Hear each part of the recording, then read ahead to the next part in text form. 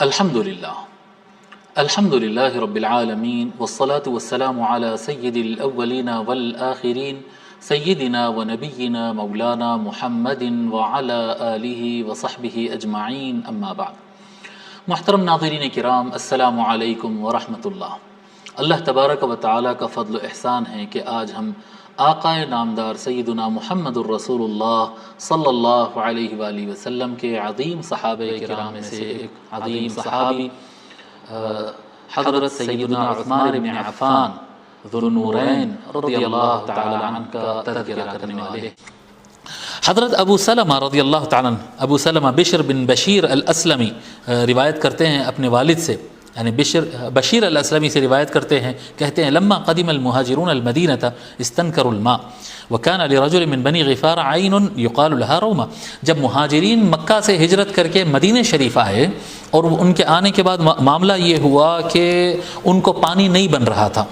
اور ان کو جم نہیں رہا تھا وہاں۔ بنی غفار کا ایک آدمی کے پاس ایک چشمہ تھا، ایک چشمہ تھا جہاں سے اس کا نام بئر روما، آج کے زمانے میں جو ہے بئر روما کہتے ہیں، اس کو بئر روما کہتے ہیں۔ اب یہاں روایت کے اندر تو لفظ چشمہ ہے، چشمہ جو پانی اوپر تک ایسے آ جاتا ہے نا، زمین میں سے پھوٹ کے پانی نکلتا ہے، کنواں جو ہوتا ہے وہ اندر، تو بہرحال کنواں تھا یا چشمہ تھا، اس کا نام بئر روما یا عین روما اس کا نام تھا۔ اور اس میں سے کیا کرتا تھا، وہ پانی بیچا کرتا تھا، پانی بیچتا تھا۔ وہ مشکیزہ بولتے ہیں نا، پرانے زمانے میں چمڑے کے ہوتے تھے، جانور کے چمڑے سے تھیلا جیسا بناتے تھے، اس میں پانی بھرتے اور اس کو بند کرتے، وہ ایک مشکیزہ اتنا سائز کا کچھ ہوتا تھا، وہ ایک مشکیزہ ایسا آڑا بنتا تھا، وہ ایسے وہ پیٹوں پر لے جا کر لوگ بھرتے کرتے۔ آج بھی میں سمجھتا ہوں کہ اگر آپ اجمیر شریف یا ان علاقوں میں اگر جائیں گے تو آپ کو مشکیزے والے نظر آئیں گے آج بھی۔ بہرحال تو وہ مشکیزیں بیچتا تھا بمدن، اور کافی کیا کہتے ہیں مد اس زمانے میں ہوا کرتا تھا، آج کے حساب سے اگر ہم سمجھو تو 700 گرام سمجھیے، تقریباً 700 ملی لیٹر یا 700 گرام یعنی پون کلو تقریباً، اتنا گیہوں چاول کے بدلے میں ایک پانی کا مشکیزہ دیتا تھا۔ اگر آپ کو پانی چاہیے تو آپ پون کلو گیہوں یا پون کلو اس کو کھجور اگر دیں گے، ایک مد اس کو کھجور دو تو ایک پانی دیتا تھا، اور لوگ کو ضرورت ہوتی تھی اتنا زیادہ لوگ کے پاس، یعنی بہت زیادہ مہنگا وہ بیچا کرتا تھا۔ تو حضور صلی اللہ علیہ وآلہ وسلم نے اس سے فرمایا، اس شخص سے کہا، بنی غفار کے آدمی سے کہا بعنیہا بعین فی الجنہ، اے شخص جو ہے جنت میں تجھے میں ایک کنواں دیتا ہوں، اس کے بدلے میں یہ بیچ دے، مجھے یہ دنیا کا کنواں مجھے دے دے، بئر روما مجھے دے دے، اور اس کے بدلے میں جو ہے میں تجھے جنت میں کنواں دیتا ہوں۔ تو فقال یا رسول اللہ لیس لی ولعیالی غیرہا، یا رسول اللہ میرے پاس یہ آمدنی کے ذریعے کے علاوہ کوئی دوسرا طریقہ نہیں ہے، لا استطیع ذلک، میں آپ کو نہیں بیچ سکتا ہے، میں نہیں بیچ سکتا، میرا سورس آف انکم یہی ہے، میں نہیں دے سکتا۔ فبلغ ذلك عثمان، حضرت عثمان رضی اللہ تعالیٰ عنہ کو اس کی اطلاع ملتی ہے، تو حضرت عثمان رضی اللہ تعالیٰ عنہ اس کو 35 درہم میں خریدتے ہیں۔ درہم سلور کوئن ہوتا ہے، چاندی کا سکہ ہوتا ہے، تو 35,000 چاندی کے سکے ان کو دے کر، آپ دیکھیں اتنی بڑی قیمت، یعنی وہ سامنے والا جس کو پیسے کی ضرورت تھی وہ نہ کہہ ہی نہیں سکتا ہے، اتنی بڑی قیمت اس کو دیتے ہیں۔ ثم اتى النبی صلی اللہ علیہ وسلم، یہ 35,000 کتنے ہو رہے، 35,000 درہم آج کے حساب میں اگر اندازہ لگائیں گے تو تقریباً 1 کروڑ روپیہ، 1 کروڑ روپیے دے کر وہ ایک کنویں کا جو جگہ ہے، وہ ایک چشمے کی ایک جگہ ہے پانی کی، حضرت عثمان رضی اللہ تعالیٰ، انڈین روپیز سے بتا رہا ہوں میں، 2024 میں تقریباً 1 کروڑ روپیہ اس کی قیمت بنتی ہے، اتنی رقم ادا کر کے وہ خرید لیتے ہیں کنویں کو، اور حضرت عثمان رضی اللہ تعالیٰ خرید کر حضور صلی اللہ علیہ وآلہ وسلم کے پاس حاضر ہوتے اور کہتے فقال یا رسول اللہ اتجعل لی مثل ما جعلت له عینا فی الجنة ان اشتریتها، یا رسول اللہ اگر میں اس کو مسلمانوں کے لیے خرید لوں، اس کو میں خرید لوں، تو یا رسول اللہ جو آفر آپ وہ شخص کو دے رہے تھے کہ میں یہ مسلمانوں کے لیے دے دوں اور مجھے جنت میں اس کے بدلے میں کنواں مل جائے، جنت کا چشمہ مجھے مل جائے، کیا یا رسول اللہ یہ آفر میرے لیے بھی ہو سکتا ہے؟ حضور صلی اللہ علیہ وسلم نے فرمایا ہاں نعم عثمان، یہ آفر آپ کے لیے بھی ہے۔ حضرت عثمان رضی اللہ تعالیٰ فرماتے ہیں قد اشتریتها، میں نے یہ چشمہ، یہ کنواں میں نے خرید لیا، وجعلتها للمسلمین، اور مسلمانوں کے لیے میں میں نے اسے وقف کر دیا ہے، مسلمان اس میں سے فری پانی پی سکتے ہیں۔ تو حضرت عثمان رضی اللہ تعالیٰ عنہ کا غنا دیکھیں آپ، 1 کروڑ روپیہ، وہ بھی ابتدائی دنوں میں ہے یہ، یعنی مہاجرین مکہ سے آنے کے بعد، یعنی حضرت عثمان رضی اللہ تعالیٰ عنہ کا بزنس ان دنوں میں کافی ہل گیا تھا، ایسا نہیں کہ بے تحاشا بزنس چل رہا ہے اور خرچ کر رہے ہیں، نہیں، مشکل وقت میں بھی حضرت عثمان رضی اللہ تعالیٰ عنہ 1 کروڑ روپے میں جو ہے کنواں خریدتے ہیں اور مسلمانوں کے لیے وقف کر دیتے ہیں، اور حضور صلی اللہ علیہ وآلہ وسلم کی ان کے لیے بشارت رہی ہے کہ ان کے لیے جنت میں چشمہ ہے اور جنت میں ان کے لیے کنواں ہے۔ ٹھیک ہے، ایک واقعہ ہے جس کو حضرت ابو مسعود انصاری رضی اللہ تعالیٰ عنہ بیان کرتے ہیں، امام طبرانی نے المعجم الاوسط میں اسے روایت کیا ہے، میں عربی عبارت نہیں پڑھتا، آپ کو واقعہ سنا دیتا ہوں۔ کہتے ہیں کہ ہم میدان جنگ کے لیے نکلے تھے، جہاد پر ہم گئے تھے، اور کافی ٹائم سے ہم باہر نکلے ہوئے تھے اور کھانا پانی کی قلت تھی، ویسے ہی مسلمان وہ غربت کے دور سے گزر رہے تھے، جو کچھ اسٹوریج تھا وہ ختم پر تھا، اور مسلمان کے چہروں پر واضح طور پر تکلیف نظر آ رہی تھی۔ روایت میں یہ الفاظ ہے کہ مسلمانوں کے چہروں پر تکلیف نظر آ رہی تھی، بھوک کی شدت ہوتی، کھانے کی کمی، پانی کی کمی، مشکل ہو رہی تھی کافی، اور جس وجہ سے مسلمان جب تکلیف میں تھے تو منافقین ساتھ میں ہی تھے ان کے، لیکن ان کے چہروں پہ بحالی نظر آ رہی تھی۔ جب حضور صلی اللہ علیہ وآلہ وسلم کو تکلیف ہوتی ہے اور ایمان والوں کو تکلیف ہوتی تھی تو منافقین تھے تو انہی کے گروہ میں بیٹھے ہوئے مسلمانوں کے ساتھ، لیکن ان کے اندر ان کے چہروں پر خوشی کلیئر نظر آ رہی تھی، کتنا خوش ہے وہ مسلمانوں کی اور سرکار کی تکلیف کو دیکھ کر۔ تو حضور صلی اللہ علیہ وآلہ وسلم جب یہ دیکھتے ہیں کہ مومنین تکلیف میں اور منافقین خوش ہو رہے ہیں، آقا صلی اللہ علیہ وآلہ وسلم فرماتے واللہ لا تغیب الشمس حتی یأتیکم اللہ برزق، اللہ کی قسم، اللہ کا رزق، اللہ تعالیٰ کی طرف سے رزق آنے سے پہلے یہ سورج نہیں ڈوبے گا، سورج ڈوبنے سے پہلے اللہ تعالیٰ کی طرف سے تمہارے لیے خاص رزق آنے والا ہے۔ جب یہ حضرت عثمان رضی اللہ تعالیٰ عنہ کو یہ پتہ چلتا ہے، اطلاع ملتی ہے کہ سرکار نے ایسا فرمایا ہے، اور ان کا ایمان ہے کہ اللہ اس کے رسول سے کبھی کوئی بات غلط نہیں ہوتی، جب رسول اللہ نے فرمایا سورج ڈوبنے سے پہلے رزق آنا ہے تو آنا ہے، تو حضرت عثمان رضی اللہ تعالیٰ عنہ کیا کرتے ہیں، 14 اونٹ خریدتے ہیں۔ کیسے اونٹ؟ سامان سے لدے ہوئے، جیسا آج کے زمانے میں لوری ہوتی ہے نا، لوری اناج والی لوری ہوتی، اس زمانے میں کیا کہتے ہیں، اناج کی جو لوری ہوتی تھی وہ اونٹ تھا، وہ اس زمانے میں آپ سمجھے، بھرا ہوا دانا پانی سے اور کھانے سے لدا ہوا اونٹ جو ہوتا، راحلہ کہتے ہیں اس کو، بڑا ہوا جی، 14 اونٹ اس کے سامان کے ساتھ پورے کھانے کی چیزوں کے ساتھ خریدتے ہیں، اور اس میں سے 5 اپنے لیے رکھتے ہیں، اور 9 اونٹ حضور صلی اللہ علیہ وآلہ وسلم کی بارگاہ میں پیش کر دیتے ہیں۔ 9 اونٹ یعنی مور دین 50%، تقریباً 70% جو آپ نے خریدا تھا وہ حضور صلی اللہ علیہ وآلہ وسلم کی بارگاہ میں پیش کر دیتے۔ تو حضور فرماتے یہ کیا ہے، یہ کہاں سے آ رہا ہے اتنا کھانا؟ جی دال ہے، چاول ہے، روٹی ہے، نہیں پتہ کیا کیا اس کے اندر تھا ہوگا، گیہوں تھا ہوگا، پتہ نہیں گوشت تھا، وہ سارا کھانا جو آ رہا ہے یہ کہاں سے آ رہا ہے؟ تو لوگ کہتے ہیں، جو لانے والے لوگ ہوتے ہیں وہ کہتے ہیں حضرت عثمان ابن عفان رضی اللہ تعالیٰ نے آپ کی بارگاہ میں نظر پیش کیا، ہدیہ تحفہ پیش کیا ہے۔ تو جب وہ تحفہ پیش ہونے کا اعلان ہوتا ہے تو اس کے بعد حضور صلی اللہ علیہ وسلم اور مسلمین کے چہروں پر ایک خوشی کی لہر آ جاتی ہے، اور جیسا مسلمانوں اور ایمان والوں کے چہروں پر خوشی کی لہر آتی ہے ویسے ہی منافقین کے چہروں میں درد اور تکلیف اور جلن ان کے چہروں پر واضح نظر آنا شروع ہو جاتی ہے۔ بس جیسے یہ منظر تبدیل ہوتا ہے، کھانے کی فراوانی ہوتی ہے اور مومنین خوش ہو جاتے ہیں، تو آقا صلی اللہ علیہ وآلہ وسلم اپنے دونوں ہاتھ اٹھاتے، خوب اوپر تک، اونچائی تک ایسا ہاتھ اٹھاتے آقا صلی اللہ علیہ وسلم، اور حضرت عثمان رضی اللہ تعالیٰ عنہ کے لیے اتنے دعائیں دیتے۔ ابو مسعود انصاری رضی اللہ تعالیٰ عنہ کہتے اتنی دعا حضور صلی اللہ علیہ وسلم کسی کو دیے نہ میں پہلے سنا نہ بعد میں سنا، میں کبھی نہیں سنا حضور جتنی دعائیں حضرت عثمان رضی اللہ تعالیٰ عنہ کو اس وقت عطا فرمائے۔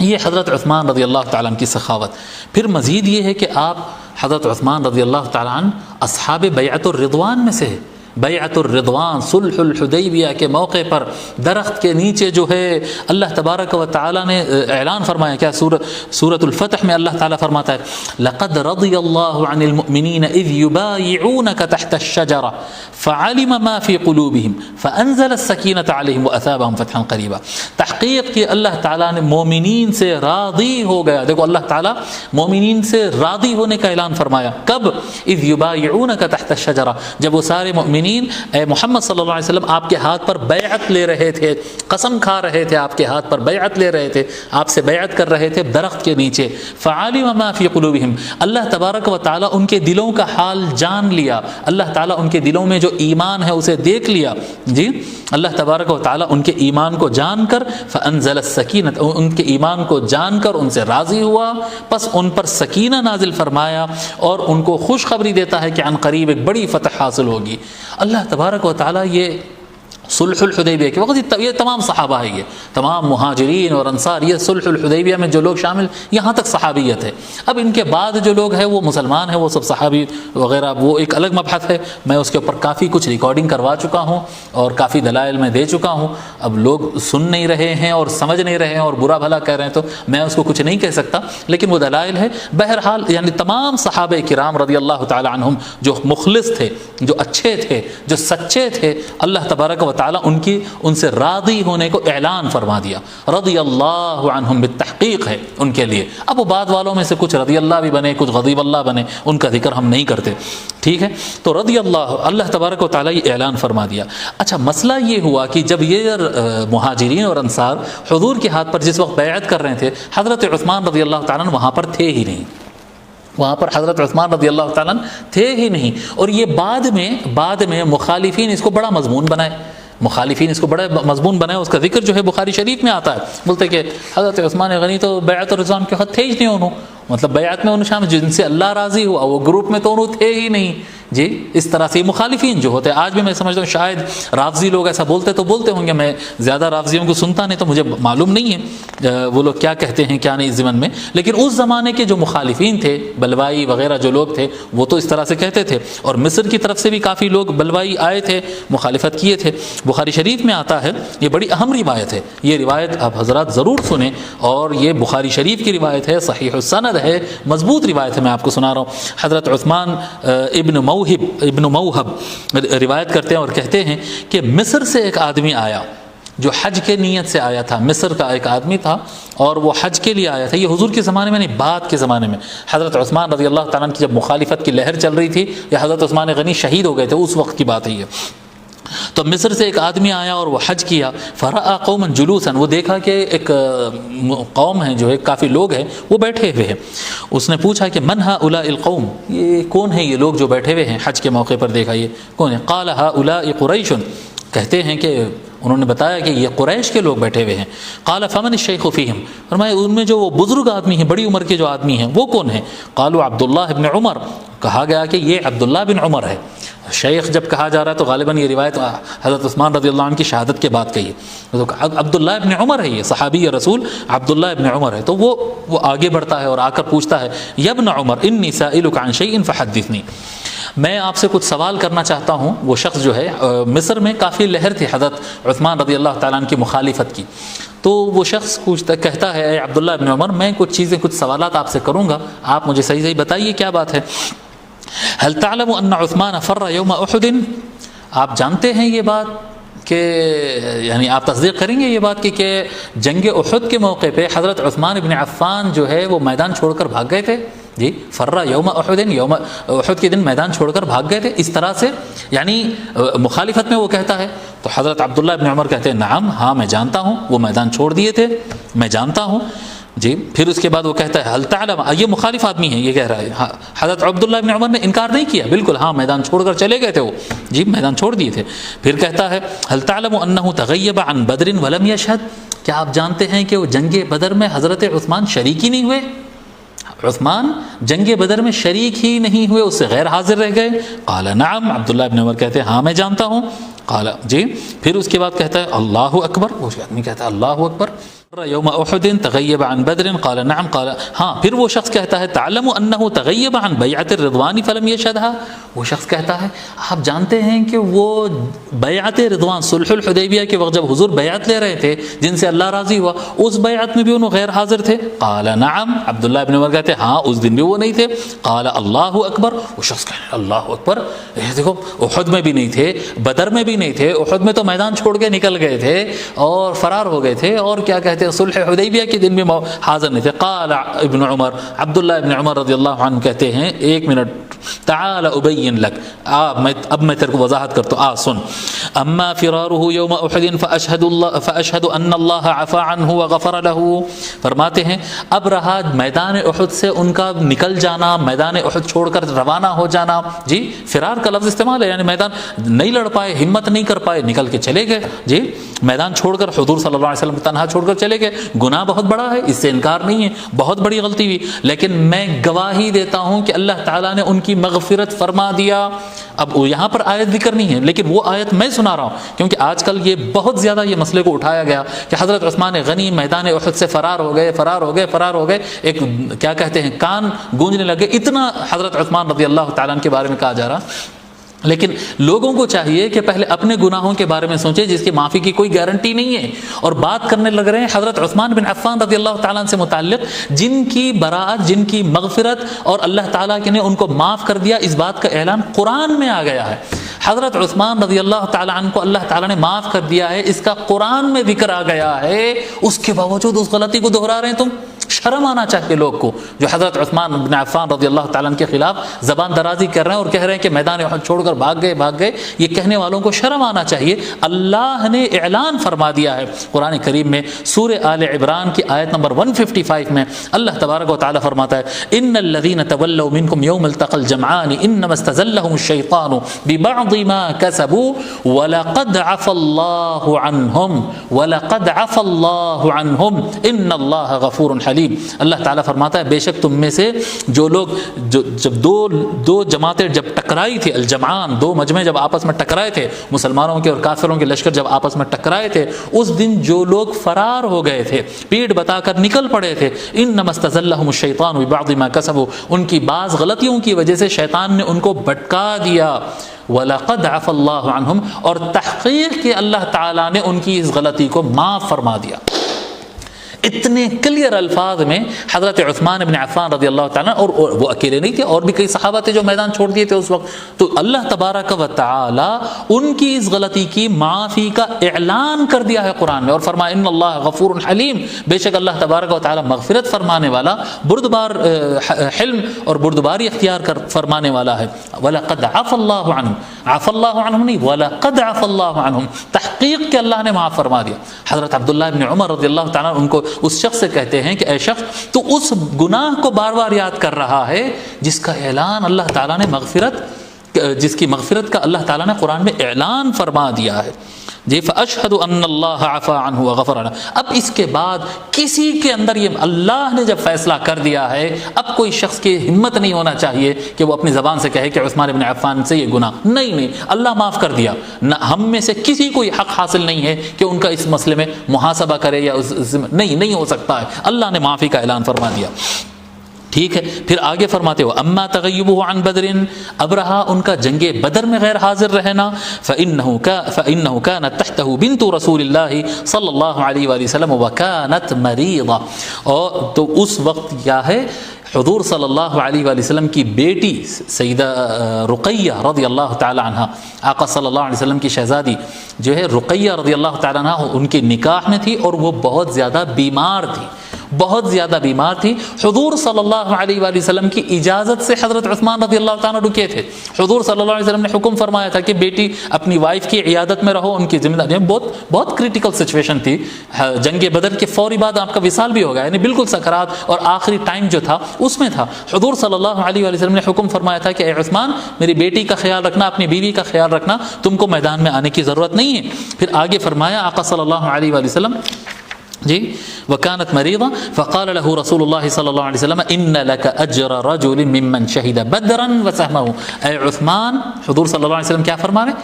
اے عثمان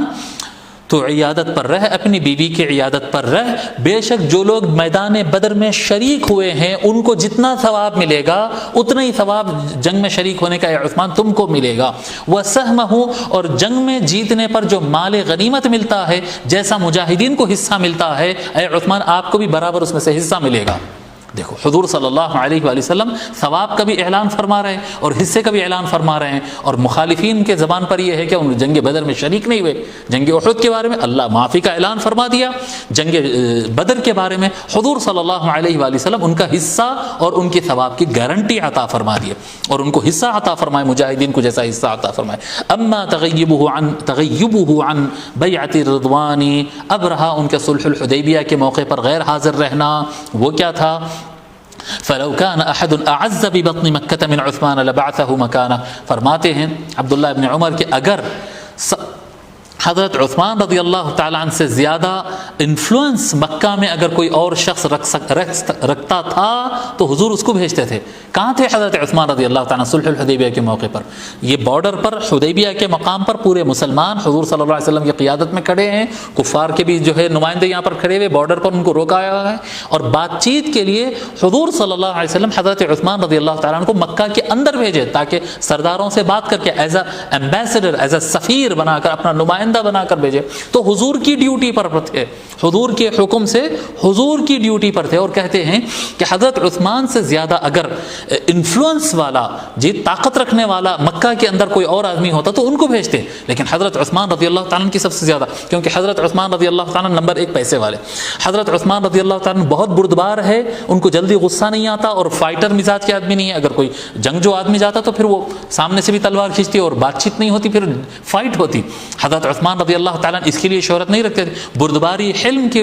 کیا کہتے ہیں اس وجہ سے شہرت رکھتے، تو آقا صلی اللہ علیہ وسلم نے ان کو بھیجا۔ نمبر 3 کیا ہے؟ حضرت عثمان رضی اللہ تعالیٰ عنہ بنو امیہ کے واحد شخصیت ہے جو اتنے زیادہ نیک ہے، یعنی پورا بنو امیہ اگر آپ دیکھیں گے وہاں پر ابو سفیان ہے، وہاں پر حکم ہے، وہاں پر یزید ہے، وہاں پر معاویہ ہے، وہاں پر مکہ کے اندر اس وقت جو ہے پورے جو بعد میں طلقاء بنے ہیں کلمہ پڑھ کر مجبوری میں، وہ سارا جو گٹا وہاں پر ہے، دوسرے کوئی بھی قبیلے کا آدمی جاتا تو اتنا انفلوئنس نہیں کر پاتا جتنا حضرت عثمان رضی اللہ تعالیٰ، کیونکہ وہ خود بنو امیہ خاندان کے تھے تو ان کا انفلوئنس زیادہ ہو سکتا تھا، سب سے زیادہ۔ تو سب سے زیادہ سوٹیبل، سب سے زیادہ پریشر ڈالنے والے آدمی اور سب سے زیادہ اثر انداز آدمی حضرت عثمان رضی اللہ تعالیٰ ہو سکتے تھے، اس لیے حضور صلی اللہ علیہ وآلہ وسلم نے ان کو بھیجا، اور جب ان کو بھیجا جی وکانت بیعۃ الرضوان، اور جب بیعۃ الرضوان کا موقع آیا بعدما ذهب عثمان الى مکہ، جب حضرت عثمان مکہ چلے گئے اس وقت بیعۃ الرضوان ہوا، فقال رسول اللہ صلی اللہ علیہ وسلم بیدہ الیمنی، حضور صلی اللہ علیہ وآلہ وسلم اپنے سیدھے ہاتھ سے اس طرح سے فرمائے، هذه ید عثمان فضربه على يدي، جی حضور صلی اللہ علیہ وسلم اپنا سیدھا ہاتھ اٹھائے اور اپنے بائیں ہاتھ پہ اس طرح سے، سیدھے ہاتھ سے اس طرح سے بتائے یہ ہے عثمان کا ہاتھ، کیونکہ سب لوگ آ رہے تھے اور سرکار کے ہاتھ میں اپنا ہاتھ دے رہے تھے، سرکار اپنا ہاتھ سب کے ہاتھوں کے اوپر رکھ رہے تھے، وہاں پر عثمان رضی اللہ تعالیٰ عنہ کا ہاتھ موجود نہیں تھا، تو حضور صلی اللہ علیہ وسلم اپنا بائیں ہاتھ مبارک جو ہے اس طرح سے رکھے اور فرمائے کہ یہ عثمان کا ہاتھ ہے، اور ان کے لیے بیعت آقا صلی اللہ علیہ وسلم اپنے دست مبارک پر کیے۔ اور وہ ایک خصوصیت حضرت عثمان رضی اللہ تعالیٰ عنہ کی ایسی ہوئی ہے کہ جو آدمی جب ابتدا میں، درمیان میں، انتہا میں، مکے میں، مدینہ میں، حدیبیہ میں، جہاں پر حضور صلی اللہ علیہ وآلہ وسلم کے ہاتھ پر بیعت کیے، سب کا ہاتھ اپنا ہاتھ تھا، اور حضرت عثمان رضی اللہ تعالیٰ عنہ کی یہ خصوصیت ہے کہ ان کے لیے رسول اللہ کا ہاتھ تھا۔ یہ فضیلت میں حضرت عثمان غنی رضی اللہ تعالیٰ عنہ کے برابری میں کوئی بھی شخص نہیں آ سکتا کہ ان کے آقا صلی اللہ علیہ وسلم نے حضرت عثمان رضی اللہ تعالیٰ عنہ کی بیعت اپنے دست مبارک پر فرمائی، اپنے دست مبارک پر فرمائے۔ حضرت عبداللہ ابن عمر رضی اللہ تعالیٰ عنہ یہ روایت بیان کرتے، فقال له، جی یہ فرما کر کہتے اذهب بها الان معك، اے حضرت عثمان کے مخالف، تینوں بات تو سنا دیا تھا، تینوں کے جواب سن لیا، اب لے جا یہ روایت لے جا کے سنا اپنے لوگوں میں، کتنا سنا سکتا ہے، اور یہ بالکل حق ہے، یعنی یہ قرآنی آیات اور احادیث شریفہ سے بالکل واضح ہے۔ ان مضامین کے اوپر جو حضرت عثمان رضی اللہ تعالیٰ عنہ پر انگشت نمائی کرنا چاہتے ہیں، آپ کے خلاف کچھ بولنا چاہتے ہیں، وہ قرآن اور حدیث کے عین خلاف جا رہے ہیں، عین قرآن و سنت کے خلاف جا رہے ہیں، ان کو چاہیے کہ توبہ کرے اور اپنا عقیدہ درست کیے۔ اس کو امام بخاری نے روایت کیا۔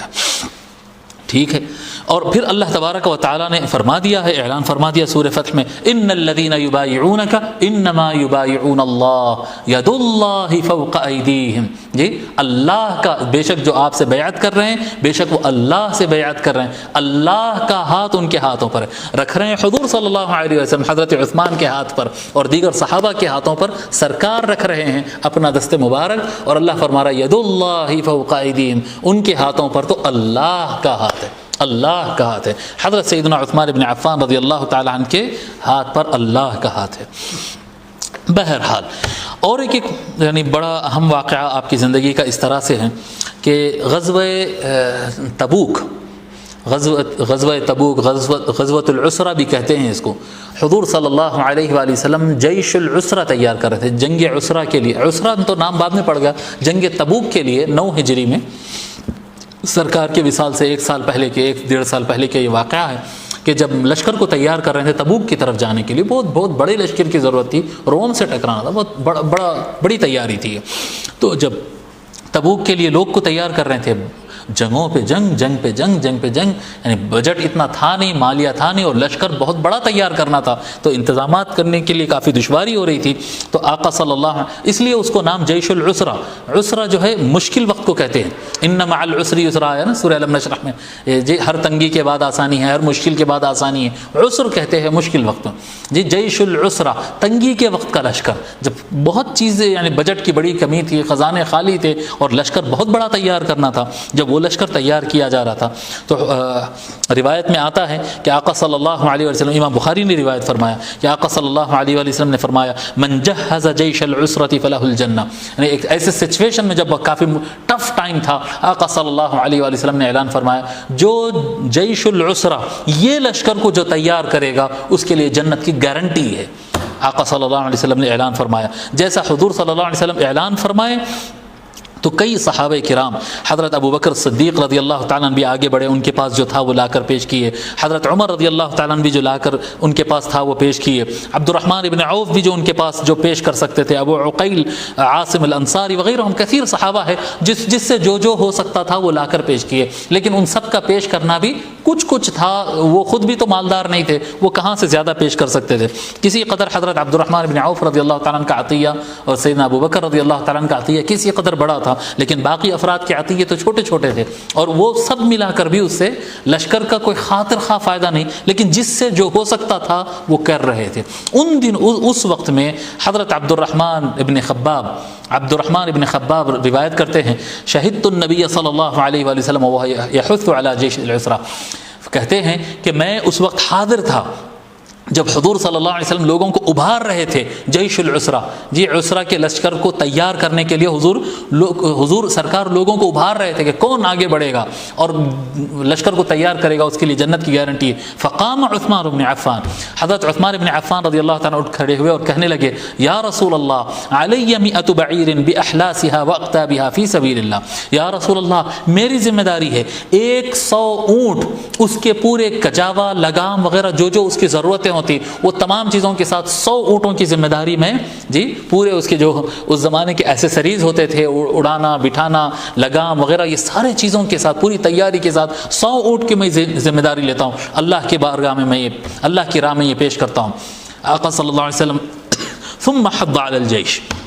آقا صلی اللہ علیہ وسلم پھر لوگوں کو سن لیتے حضرت عثمان رضی اللہ عنہ کی بات، پھر لوگ کو ابھارنے لگتے ہیں اور آگے بولو کون تیار کر رہا ہے اسلام کے لشکر کو، مسلمانوں کے لشکر کو کون تیار کر رہا ہے. حضرت عثمان دوبارہ اٹھ کھڑے ہوتے ہیں. دیکھو اب سب کے عطایا اپنی جگہ ہے، سب کے ڈونیشنز اپنی جگہ ہے. حضرت عثمان رضی اللہ تعالیٰ دوبارہ اٹھ کھڑے ہوئے اور کہتے ہیں یا رسول اللہ علی 100 بعیر باحلاسها واقتابها فی سبیل اللہ. یا رسول اللہ میرے ذمہ 200 اونٹ، تمام ایسیسریز اور ان کی ضرورتوں کے ساتھ 200 اونٹ کی میں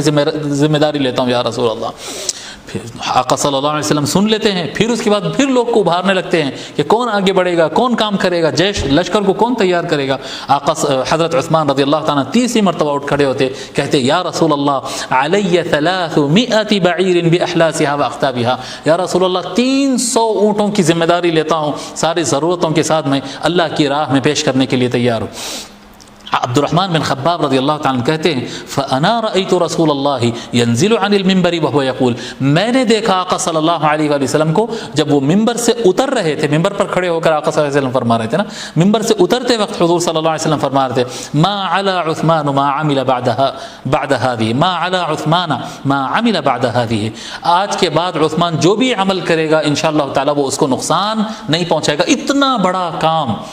بڑا کام کیا، یعنی پورے لشکر کو تیار کرنے میں جو میکسیمم حصہ حضرت عثمان، پورے لوگ کا ملا کر ایک 10-15% ہے اور باقی پورا حضرت عثمان رضی اللہ تعالیٰ نے جو ذمہ اٹھایا، جو آقا صلی اللہ علیہ وسلم فرماتے آج کے بعد عثمان جو بھی کرے گا انشاءاللہ تعالیٰ اس کو وہ نقصان نہیں پہنچائے گا۔ اس کو امام ترمذی نے سنن ترمذی میں روایت فرمایا۔ پھر یہی نہیں، اس سے آگے بھی ہے، اور ایک روایت میں عبد الرحمن بن سمورہ کہتے ہیں کہ جاء عثمان الی النبی صلی اللہ علیہ وسلم ب1000 دینار، جب آقا صلی اللہ علیہ وسلم ممبر سے اترے اور بیٹھ گئے، ممبر پر بیٹھے تھے آقا صلی اللہ علیہ وسلم، عثمان بن عفان رضی اللہ تعالیٰ عنہ 1000 سونے کے سکے لے کر آقا صلی اللہ علیہ وسلم کے پاس حاضر ہوتے ہیں۔ الگ الگ روایت ہے کس طرح سے لائے تھے، اپنے دامن میں پکڑ کے لائے تھے یا اپنے کیا کہتے ہیں آستین بڑے بڑے ہوتے تھے اس میں پکڑ کے لائے، مگر 1000 سونے کے سکے دینار جو ہے وہ اٹھا کر لے کر آتے ہیں۔ 1000 سونے کے سکے کتنے ہوتے ہیں؟ تقریباً 2.5 کروڑ روپیہ آج کے حساب سے۔ 1000 سونے کے سکے 5 کلو سونا، اب 5 کلو سونے سے آپ ملٹیپلائی کر لیجئے، آپ زیادہ بہتر جانتے ہیں، میں ایک ایسا موٹا اندازہ کیا 2.5 کروڑ روپئے تقریباً ہوتے ہیں۔ حضرت عثمان رضی اللہ تعالیٰ عنہ سمجھیے آپ 2.5 کروڑ روپئے سونے کی شکل میں حضور صلی اللہ علیہ وآلہ وسلم کے گود میں لا کر ڈال دیتے۔ تو جی کیا کہتے ہیں جیسے فَنَثَرَهَا فِي حِجْرِهِ، آقا صلی اللہ علیہ وآلہ وسلم کے گود میں لا کر لشکر کو تیار کرنے کے لیے سونے کے سکے اس طرح سے ڈال دیتے ہیں۔ عبد الرحمن راوی کہتے ہیں فرأيت النبي صلی اللہ علیہ وسلم يقلبها في حجره، میں دیکھا کہ آقا صلی اللہ علیہ وسلم ان سکوں کو لے کر اس طرح سے اٹھاتے جاتے اور پلٹاتے جاتے، اٹھاتے جاتے اور پلٹاتے جاتے سونے کے سکوں کو، اور فرماتے ہیں ما ضر عثمان ما عمل بعد اليوم، 2 مرتبہ حضرت آقا صلی اللہ علیہ وسلم فرماتے ہیں کہ آج کے بعد عثمان جو بھی کرے گا انشاءاللہ تعالی اس کو وہ نقصان نہیں پہنچائے گا۔ 2 مرتبہ آقا صلی اللہ علیہ وسلم اس کو دہراتے، اس کو بھی امام ترمذی نے روایت فرمایا۔ اور حضرت ابو عبد الرحمن روایت کرتے ہیں کہ جب حضرت عثمان رضی اللہ تعالیٰ عنہ کو شہید کرنے سے پہلے جس وقت آپ کو گھیرے میں لے لیا گیا تھا، جب آپ کے مکان کا محاصرہ ہو گیا تھا، گھر کے گھیر لیا گیا تھا، اشرف علیہم، وہ اپنے گھر کی طرف باہر نکلے اور فرمائے انشدکم ولا انشد الا اصحاب النبی صلی اللہ علیہ وآلہ وسلم، میں تم کو گواہ بناتا ہوں، بتاتا ہوں تم سچ بولو، جی میں تم کو گواہ بناتا ہوں، کیا کہتے ہیں میری بات کی تصدیق کرو اگر میں سچا ہوں تو، اور میں کسی اور سے بات نہیں کر رہا ہوں، میں رسول اللہ کے صحابہ سے بات کر رہا ہوں، تم بتاؤ الستم تعلمون ان رسول اللہ صلی اللہ علیہ وسلم قال من حفر رومۃ فلہ الجنہ، جی آقا صلی اللہ علیہ وسلم نے فرمایا کہ جو بئر روما کی کھدائی اور اس میں پانی کی سربراہی کا انتظام کرے گا اس کے لیے جنت ہے۔ کیا حضور صلی اللہ علیہ وسلم نے یہ نہیں فرمایا فحفرتها، بس میں ہی تھا جو اس پانی کا انتظام کیا؟ الستم تعلمون، جی الستم تعلمون انه قال من جهز جيش العسرة فله الجنہ فجهزتهم، کیا تم یہ بات نہیں جانتے ہیں کہ جنگ عسرہ، جنگ تبوک کے موقع پر لشکر عسرہ کو تیار کرنے کے لیے جو شخص بھی اس لشکر کو تیار کرے گا اس کے لیے جنت کی گارنٹی ہے؟ آقا صلی اللہ علیہ وسلم نے فرمایا تھا اور میں نے ہی اس لشکر کو تیار کیا تھا۔ قال فصدقوه بما قال، ابو عبد الرحمن کہتے ہیں اس وقت موجود جتنے صحابہ وہاں پر موجود تھے انہوں نے کہا ہاں ہم اس بات کی تصدیق کرتے ہیں کہ آپ ہی تھے جو لشکر عسرہ کو تیار کیے تھے، آپ ہی تھے جو مسلمانوں کے پانی کا انتظام کیے تھے، اور اس کے لیے آقا صلی اللہ علیہ وسلم نے دونوں موقع پر جنت کی بشارت عطا فرمائی۔ اس کو امام بخاری نے روایت فرمایا۔ ٹھیک ہے، حضرت عثمان بن عفان رضی اللہ تعالیٰ عنہ تیسرے خلیفہ ہوئے مسلمانوں نے ان کو چنا ہے بحیثیت خلیفہ، جی سن 23 ہجری میں آپ خلیفہ ہوئے مسلمانوں کے، اور 35 تک 12 سال چند مہینے آپ کی خلافت رہی ہے۔ اختلاف روایت ہے، ٹھیک 12 سال تھے، چند مہینے کم تھے یا چند مہینے زیادہ تھے، بہرحال ایک اوور آل 12 سال آپ کی حکومت رہی ہے، اور پھر اس حکومت میں بہت سارے اچھے بھی کام ہوئے ہیں، بعض اونچ نیچ بھی ہو گئے، ان کے کنٹرول سے کئی چیزیں باہر ہو گئی تھی، وہ ایک تاریخ کا ایک بڑا حصہ ہے، کسی اور موقع پر ہم بیان کریں گے۔ بہرحال آپ کی وفات کا جو ذکر ہے، حضرت عثمان رضی اللہ تعالیٰ عنہ کی شہادت کا جو ذکر ہے، اس کو امام مسلم اپنے صحیح مسلم میں روایت کرتے ہیں۔ ابو موسیٰ الاشعری رضی اللہ تعالیٰ عنہ فرماتے ہیں کہ ایک مرتبہ ہم حضور صلی اللہ علیہ وآلہ وسلم کے ساتھ ایک باؤنڈری میں تھے، جی ایک باؤنڈری میں ہم آقا صلی اللہ علیہ وسلم کے ساتھ بیٹھے ہوئے تھے، اور بھی صحابہ تھے. آقا صلی اللہ علیہ وآلہ وسلم ٹیک لگائے بیٹھے ہوئے تھے، تکیے سے ٹیک لگائے بیٹھے ہوئے تھے باغ کے اندر، اور آقا صلی اللہ علیہ وسلم کے ہاتھ میں لکڑی تھی جس میں وہ پانی اور مٹی میں کچھ اس طرح سے کر رہے تھے آقا صلی اللہ علیہ وسلم. اذا استفتح رجل، کہ ایک آدمی آیا اور باغ میں اندر آنے کی اجازت لیا، تو آقا صلی اللہ علیہ وآلہ وسلم نے فرمایا کہ اس کو آنے کی اجازت دو، دروازہ کھول دو، اندر آنے دو اور اس کو بشارت دے دو جنت کی. تو کہتے ہیں ابو موسیٰ اشعری جب ہم نے دروازہ کھولا اور ان کو اندر آنے دیا تو دیکھا کہ یہ ابو بکر کھڑے تھے. ففتحت له وبشرته الجنہ، ابو موسیٰ اشعری کہتے ہیں کہ میں نے دروازہ بھی کھولا اور ان کو جنت کی بشارت دی کہ حضور نے فرمایا کہ جو آ رہا ہے اس کو جنت کی بشارت دو. ثم استفتح رجل آخر، پھر دوسرا ایک آدمی کھٹکا لگاتا ہے. آقا صلی اللہ علیہ وسلم فرماتے ہیں کہ اس کے لیے بھی دروازہ کھول دو اور اس کو جنت کی بشارت دو. میں دیکھا تو وہ عمر بن خطاب تھے، میں نے ان کے لیے دروازہ کھولا اور ان کو جنت کی بشارت دی. جی اور ثم استفتح رجل آخر، پھر تیسرا شخص کھٹکا لگایا اور اجازت لیا تو آقا صلی اللہ علیہ وآلہ وسلم جو ایسے ٹیکا لگائے بیٹھے تھے اٹھ کر سامنے آ جاتے. آقا صلی اللہ علیہ وسلم فرماتے افتح وبشرہ بالجنت علی بلوى تکون، فرماتے آقا صلی اللہ علیہ وآلہ وسلم کہ ان کے لیے بھی دروازہ کھول دو، اندر آنے کی اجازت دو اور ان کو فرماؤ کہ تم کو جنت ملے گی ایک بڑی مصیبت سے گزرنے کے بعد. ایک بڑی مصیبت سے، ایک بلوہ، ایک فوضا کہتے ہیں یعنی سسٹم کا نہ ہونا، کوئی سسٹم کولیپس ہو جانا اور ایک بڑی پریشانی سے گزرنا ہے جو بلوہ ہے. جی اس کے بعد سے جو ہے آپ کو جنت حاصل ہوگی. قال فذهبت، ابو موسیٰ اشعری کہتے ہیں میں گیا اور میں دیکھا فاذا هو عثمان بن عفان، وہ عثمان بن عفان تھے. میں نے دروازہ کھولا اور ان کو جنت کی بشارت دی اور ان کو حضور صلی اللہ علیہ وسلم جو بلوہ کا ذکر کیے ہیں، جو فوضا ہوگا اور بڑی مصیبت سے جو گزرنا ہوگا اس کا میں نے ذکر کیا. فقال اللہم صبرا، حضرت عثمان رضی اللہ تعالیٰ نے کہا کہ اے اللہ مجھے صبر عطا فرما، صبر یعنی مشکل اور فتنوں کے دور سے گزرنے میں مجھے صبر عطا فرما. اور یقیناً اللہ تبارک و تعالیٰ نے ان کو بہت بڑا صبر عطا فرمایا. حضرت عثمان بن عفان رضی اللہ تعالیٰ عنہ کی شہادت بلوائیوں کے ہاتھ پر ہوئی.